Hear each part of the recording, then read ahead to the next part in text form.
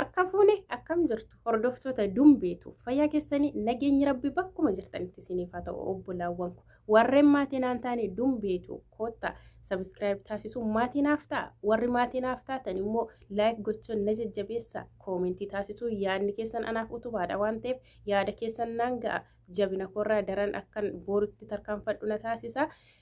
Laafina koommoo akkan waa baradhee cimsadhee gara keessanitti as waa fiduu na taasisa waan ta'eef yaada keessan anaan ga'an isiniin jedha obbolaawwan ko chaanaaliin kun keessanii boor waan oromoo jedhu irratti waa baay'ee irratti hojjechuu kaayyoo qaba kanaaf guddisadha kanneen waa nama bohaarsuu bashannansiisuu baacoo afoola asoosamaa fi sheekoo adda addaa kan ammas kanneen baadiyaa keessa jiran aadaa abbootiin keenya kaleessa nuun ga'an harmooliin keenya har'a asii nuun ga'an kan har'a gara baduutti deemu akkan banne irratti kan hojjetu ta'a chaanaaliin kun kanaafuu chaanaaliin kun keessanii jabeeffadhaan jedha obbolaawwan ko waan oromoo jedhu qabate kan as ba'u ta'a kanneen akka walaloo fi waan adda addaa waan aadaa oromoo keessa jiru kan kaleessa ture kan baduunsaallee boorutti illee dhaloota miidhu sanarratti kan hojjetu ta'a kanaafiyyuu chaanaaliin kun keessanii na jabeeffadhaan isiniin jedha na jabeessa gara fuulduratti akkan cimee hojjedhu yaada keessantu anaaf murteessaadha anaaf utubaadha waan ta'eef na jabeessaan isiniin jedha obbolaawwan ko kanaafuu gamanumaan subscribe akkanaaf gootan like akkanaaf gootan akkana jabeessitan akkana guddistan gamanumaan kabajaan isiniin gaafadha dumbeetu jedha seenaa warri tareeka carra viidiyoo kana qofa argitanillee dumbeetu jedhaati subscribe naa taasisaa maatii naaf taasisaa yaada keessan otoo hin qusatiin naan ga'an isiniin jedha booru waan guddaa hojjechuuf kaayyoo qaba waan ta'eef yoo fedha rabbi ta'eef kanaafiyyuu na jajjabeessa obbolaawwan kun isiniin jedha. Kanatti aansee ergaa xiqqoon qaba keessumaa ijoollee akka koo biyya namaa fi gola namaa keessa jiraniif keessumaa ijoollee biyya arabaa jiranis dhiiras ta'u shamarran ergaa kan akkanaa dhaggeeffattan kabajaan isin gaafadha. Ijoolleen keenya baay'een isaanii biyya namaa keessa jirra ana dabalatee jechuudha baay'inaan ilaalchi ijoollee biyya arabaa irra jirullee baay'ee kufaa fi dadhabaadha yaada sanammoo nuti waliin taane jijjiiruu qabna ijoolleen biyya arabaa ijoollee jajjaboodha ijoollee ciccimoodha ijoollee biyyaaf ta'an ijoollee maatiif ta'an ijoollee ofii beelahanii maatii isaanii nyaachisan rakkataa nyaachisan ofii otoo daaranii jiranii kan daara baasanidha ijoollee otoo ofiin gammadin gammachuu namaaf dursa laatanii waan ta'eef ijoolleen biyya arabaa ilaalchi ijoollee biyya arabaarra jirullee ka'uu qaba ijoolleen biyya arabaallee jajjabaachuu qabduun jedha obbolaawwan kun miidiyaa fayyadamaa miidiyaan faayidaa guddaa qaba waan ta'eef miidiyaan tokkoffaarratti faayidaan miidiyaa madda galiitillee yoo itti fayyadamuusaa beekne nu fayyada wanti nama miidhu yoo itti fayyadamuusaa hin beekne immoo wanti nama fayyadamuyyuu deebi'ee nu miidhuu danda'a itti fayyadama miidiyaa baradha obbolaawwan ko kallattii adda addaatiin yeroo teekinooloojiiti miidiyaa fayyadama carraa qabdu miidiyaa fayyadamuuf har'a intarneetallee bittanii waayifaallee bittanii otoo fayyadamuu ta'e hedduu isin hin miidhu har'a as teessanii garuu gaafa biyya gallee xiqqoo ishee ulfaachuu danda'a akka boorullee jireenyi nutti hin ulfaanneef miidiyaa hordofuu qabna beekumsaa irraa arganna waan ta'eef tokkoffaa miidiyaan madda galiitillee madda beekumsaatillee madda ogummaatillee madda gaddaaf gammachuutillee yeroo baay'ee biyya namaa kana keessatti waan baay'eetu nu mudachaa oola gaddillee gammachuunillee buhaaruunillee waa hedduun nu mudataa oola yeroo kana yeroo hedduu yeroo dubartii arabaa faana waa hojjechiistu keenya faanallee walitti buunee jennee yeroo maatii faanallee walitti buunee jennee bakki boqonnaa keenya tokkoffaarratti filannoo taasisnu miidiyaa keessaayyuu kan akka feesbuukii yuutuubii fi kan kana fakkaatan maaliifi bakka oolmaa keenyaatu achi waan ta'eef sammuu keenya bohaarsuudhaaf sana filanna sanarratti dabarsina yeroo keenya achirratti dabarsina yeroo hedduu gaddaaf gammachuu maatiitti himannu maatii bira hin jirru waan ta'eef namni nurraa hirmaatu hin jiru waan ta'eef ofiin of bohaarsuuf jecha yuutuubii fi kanneen kana fakkaatan ni fayyadamna yeroo keenyas achirratti aarsaa goona barumsas irraa arganna. Sana immoo isinis nama fakkeenya ta'u nama waa barsiisuu nama waa hubachiisuuf illee yaada namni suni namni sin irraa bohaartan sun namni irraati barattan sun namni irraati madda gammachuu siniif ta'e suni sinillee nama sana ta'uu dandeessu yuutuubii fayyadama. Kallattii adda addaatiin barnoota kan kennanillee jiru. Fakkeenyaaf namoonni naatti dhiyoo jirtanis ta'ee namoonni naaf beektan itti barbaadan teessanii miidiyaa yuutuubii kana guddisachuu dandeessu. Warri yuutuubii guddisachuu fedha qabdan immoo na dubbisa barsiisan isin barsiisullee jira waan ta'eef jabaadhaan isiniin jedha. Akka madda galiittillee akka gadda ofii bohaarsuuttillee waa hedduuf itti fayyadamaa oolla waan ta'eef miidiyaa kan akka feesbuukii fi yuutuubiin immoo madda galiitti itti fayyadamaan isiniin jedha. Miidiyaan gaheellee qaba. Gahee guddaa miidiyaan qabu keessaa of guddisuuf gahee guddaa qaba. Miidiyaan kan akka fakkeenyaaf yuutuubii madda galii godhannee of guddisuullee dandeenya yuutuubii irratti jechuudha. Faayidaa sooshaal miidiyaa keessa dabalataan immoo of guddisuu madda galii fayyadamnee of guddisuu dandeenya. Dabalataan immoo afaan seenaa duudhaa fi kan kana fakkaatan illee tursiisuu yookaanis immoo darbii dabarsaa dhalootaaf dabarsuu dandeenya karaa yuutuubii yookaan immoo sooshaal miidiyaa kan kana fakkaataniin illee jechuudha. Faayidaa kanallee qaba waan ta'eef itti fayyadama. Dhaamsan qaba ijoollee biyya arabaa jirruu fi dhaamsan ani qabu keessaa ijoolleen biyya arabaa maaltu akka guddannu nu dhawwe maaltu akka jijjiiramnu nu dhawwe jedhee ani ofiin gaafadha. Yeroo tokko yoon dogoggoreef na of kolcha. Yeroo hedduu hojii nuti hojjennullee hojii gurguddaadha. Hojii humnaati hin hojjenna garuu jijjiiramnu maaliif sababiin isaa akkan ofii koo yaadetti maddi galii nuti argannu han harkaati afaan itti geessinudha. Yeroo baay'ee ijoolleen biyya arabaa kana jirrus ijoollee xiiqeffattootadha. Ijoollee xiiqiin biyyaa baasee ijoollee jireenya mo'achuuf biyyaa ba'an ijoollee siyaasni biyyaa baasee ijoollee mooyyuu iyyummaa rakkinni diinagdeen adda addaa kallattii adda addaatiin kan biyyaa baasedha. Xiiqeffatanii sanarraa jijjiiramuun qaba. Kan maatii koo jijjiiruun qaba, qotiyyootti bituun qaba, mana itti ijaaruun qaba, obboleessa koo obboleetti koo barsiisuun qaba, ofii koo jijjiiramuun qaba, ijoollee koo barsiisachuun qaba, maatii koo jijjiiruun qaba jedhe hundumtiyyuu waan ba'eefii qaba xiiqeffattootadha. Xiiqeffannaan keenya sun immoo daangaa darbe gara kamitti deeme gara nu miidhuutti deeme. Obbolaawwan koo maatiif gochuun akka jirutti ta'ee xiiqeffannee hiyyummaa mo'achuun akka jirutti ta'ee namaaf taane ofiif bakka laanne gara gowwummaatti deeme. Xiiqeffannaan keenya namaaf waan gaarii goone nama bohaarsine nama gammachiisne namaaf madda galii taane ofii keenya yeroo jireenyaallee ofii laanne bakka boqonnaallee ofii laanne ofaa yaadannume ofitti haa deebinume. Nama kamiyyuu gargaara maatii keessan gargaara maaf gargaartanii miti garuu daangaan dabarsiina. Maaliif wanta nuti argannu irraa hafaa ta'e maatii keenya kan gargaaree unuun nu jijjiiruu danda'u miti. Jireenya harka afaaniiti. Dhamaatii keenyatu nama hundaa oli malee argannaan keenya baay'ee xiqqaadha. Kan maatii keenya jijjiire kan xiiqii keenya guuchisee kan immoo deebi'ee unuunis nu jijjiiruu danda'u miti. Kanaafiyyuu karooratti fayyadamuu keessan kallattii ittiin maatiis ta'e nama kamiyyuu jijjiiruuf gargaaraa jirtan sana jijjiiraan isiniin jedha obbolaawwan. Maaliif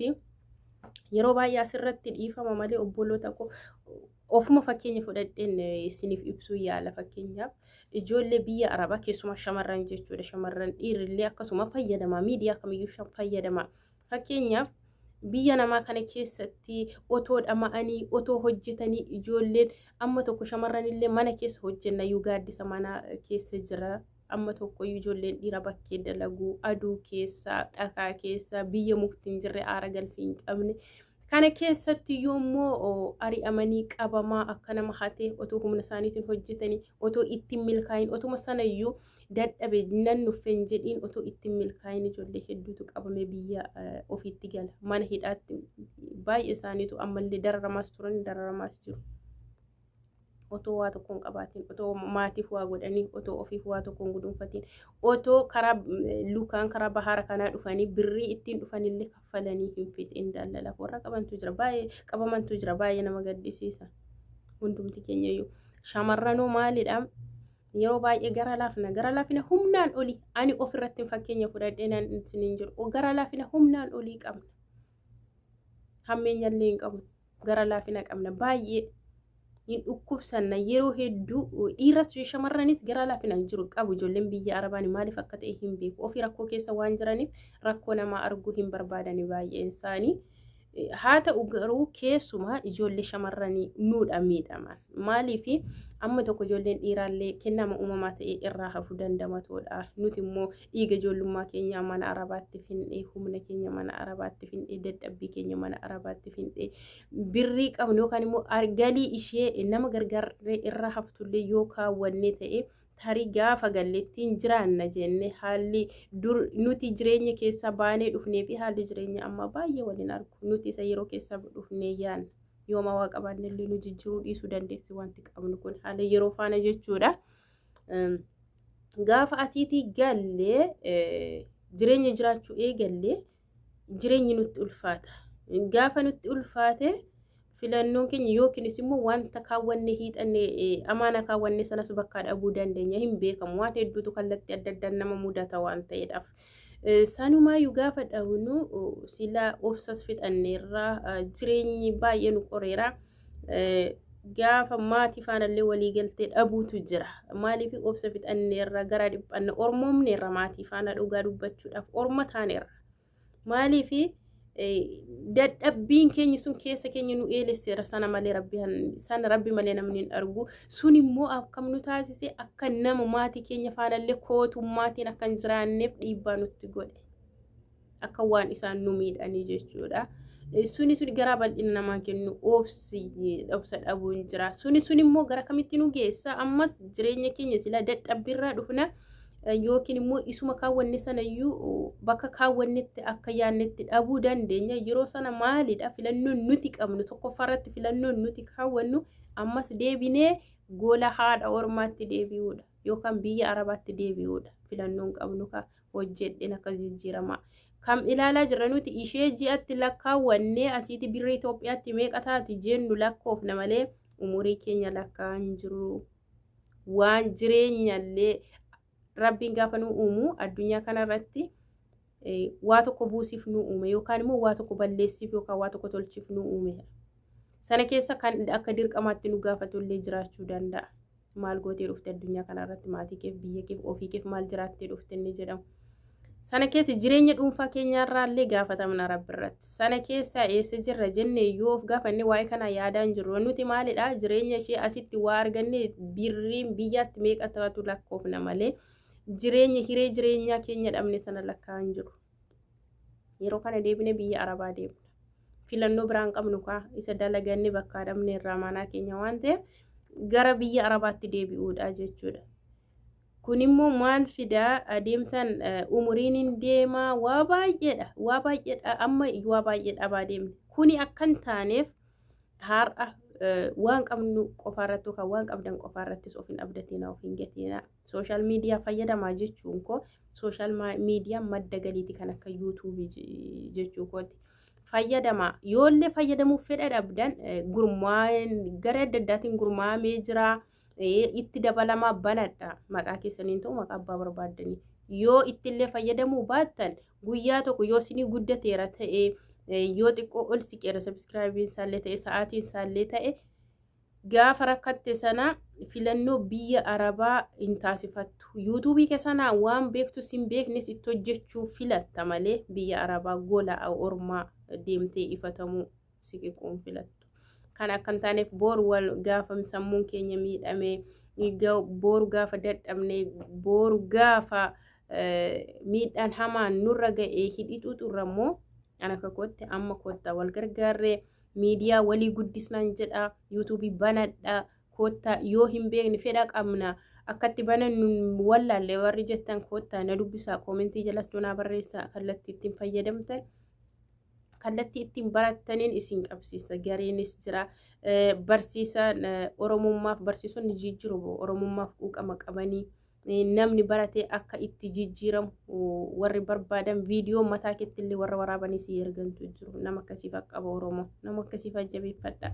na warra akkasiif isin qunnamsiisna warri fedha qabaatanii akkaataa ittiin banatan seera isaa fi akkaataa deemsa isaa warri wallaaltan haga beeknurraa war barsiisna kaan immoo warra ogummaa qabutu jira waan ta'eef qaama ogummaa ilaallatullee waliif barbaanna waan ta'eef jabaadha wal jabeessa boorus biyya namaa akka hin deemne obbolaawwan kun isiniin jedha adaraan isiniin jedha itti fayyadama har'a kanarratti wal gargaaruu dandeenya otoo sammuun kee fayyaa jiru otoo deemtu otoo hin kufiin otoo sammuun kee nagaa jiru kana si gargaaruu danda'a garuu gaafa sammuun kee miidhamee maatii faana walitti buutee sammuu kee illee dhabdee jireenya kee dhabde jireenyin ani wanti ani si gargaarullee sammuu kee si deebisuu hin danda'u dadhabbiin nuti har'a dadhabnee argannu kuni fayyaa keenya booruu bakka nuun deebisu argannaan nuti argannu kuni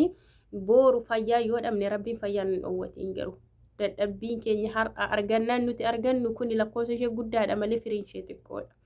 Boru miidhama keenya nu fayyisuu hin danda'u akka kanan taaneef akka kallattii kana keessa hin galleef amma walaa gargaaru jedha obbolaawwan koo wal jajjabeessa warreen garee gurmuu milkaa'inaa keessa jirtan immoo jabaadha sisirreeffadha waan na barsiisan jedhan duukaa bu'aatii hordofaan isiniin jedha arraba hammeenya walii yaannuun gaarummaa walii haa yaannu gaarii walii haa dubbannu sammuu hammeenya walii yaannuun gaarummaa walii haa yaannu obbolaawwan koo gaariin abbumaaf waan ta'eef yoon dogoggoree otoon beekinis ta'e beekees haasaa kana keessatti isin mufachiisee jiraadhe rabbiif jecha dhiifama naaf godhaa obbolaawwan namni beekaan qabu garuu amma beekurraa dubbata kun jecha koo yeroo hundumaati kanaaf jajjabaadha walaa jajjabeessinu hordoftoonni dumbeetuuf sabskraayibii naaf taasisaa warri maatii naaf hin taanilleen isiniin jedha obbolaawwan koo wal haa jajjabeessinu wal faana haa buunu kanaaf iyyuu na jajjabeessan isiniin jedha haga yoona haga nafaana turtanii hordofaa fi dhaggeeffachaa kan turtan galatoomaan isiniin jedha obbolaawwan koo sabskraayib sheer laayik gochuun na jajjabeessa yeroo gaarii qabaadha galmi keessan nageenyaa naa guutu nagaan tura.